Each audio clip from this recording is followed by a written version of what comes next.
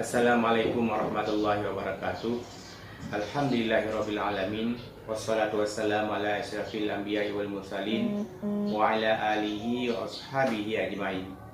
Puji beserta syukur kita panjatkan kehadirat Allah Subhanahu wa taala.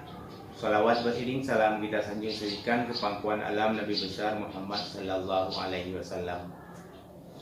Alhamdulillah, hari ini saya Syahrir MAG Kepala Min 20 Bidun akan mengurai sedikit tentang sejarah berdirinya daripada Madrasah Ibtidaiyah Negeri 20 Bidun ini beserta program-program unggulan yang kita laksanakan sekarang maupun yang akan datang. Madrasah Ibtidaiyah ini berdiri sejak tahun 1946 yang dibangun oleh masyarakat Desa Aceh Tunang dan sekitarnya dengan kepala madrasahnya yang pertama yaitu Tunku Hasan Abbas atau ayahanda daripada Bapak Haji Anwar Hasan, Kepala Kantor Kementerian Agama Kabupaten Bidun yang pertama. Kemudian pada tahun 1978 Madrasah Ibtidaiyah ini dinegerikan oleh pemerintah dengan nama Min Asam Bidun dengan kepala madrasahnya yaitu Tunku Nurdin Paya.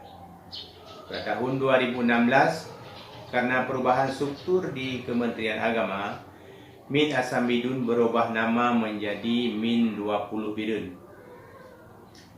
Min 20 Bidun terus berbenah seiring dengan perkembangan zaman. Berkat kerjasama yang baik, semua guru, tenaga pendidik, serta komite madrasah, alhamdulillah, apa yang telah kita rencanakan, kita programkan telah terlaksana dengan baik. Di samping program kurikuler, Min 20 Bidun juga mengadakan program ekstrakurikuler yang menjadi program unggulan di antaranya yang pertama yaitu Tahfizul Quran, di mana setiap siswa yang lulus kelas 6 minimal bisa hafal juz amma secara lengkap.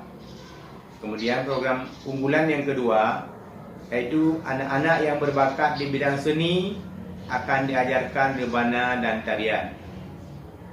3. Di samping itu setiap hari Jumat ada pembacaan surat Yasin secara bersama-sama guru dan siswa semuanya di halaman madrasah. Tujuannya adalah untuk menumbuhkan semangat anak-anak dalam mengaji. Kemudian yang keempat, setiap hari Kamis ada ajang pencarian bakat yang diadakan di halaman madrasah untuk menggali potensi-potensi bakat terpendam yang ada pada siswa. Kemudian yang kelima, setiap hari Sabtu anak-anak diajarkan praktek salat berjamaah di halaman madrasah seperti salat maid, salat duha, dan salat-salat sunat lainnya. Alhamdulillah, berkat kerjasama yang baik, banyak prestasi-prestasi yang telah dicapai sejak berdirinya sampai saat ini. Pernah mendapat juara 1 sekolah sehat tingkat Kabupaten Aceh Utara. Kemudian pernah mendapat juara 1 rebana tingkat kabupaten dan mewakili Porsoni tingkat provinsi di Langsa. Kemudian juga pada tahun 2021 menjadi juara 2 KSM IPA dan Integrasi tingkat Kabupaten Bidun. Kemudian pada tahun 2022 juga menjadi juara 2 KSM IPA dan Integrasi tingkat Kabupaten Bidun. Dan banyak prestasi-prestasi lain yang tidak mungkin saya sebutkan satu persatu. Alhamdulillah, atas dukungan guru, tenaga kependidikan, komite madrasah serta masyarakat, insya-Allah Min 20 Bidun ini semakin diminati oleh masyarakat Desa Aceh Tunang dan sekitarnya. Demikian yang dapat saya sampaikan, mudah-mudahan bermanfaat. Saya akhiri wabillahi taufiq wal hidayah. Assalamualaikum warahmatullahi wabarakatuh.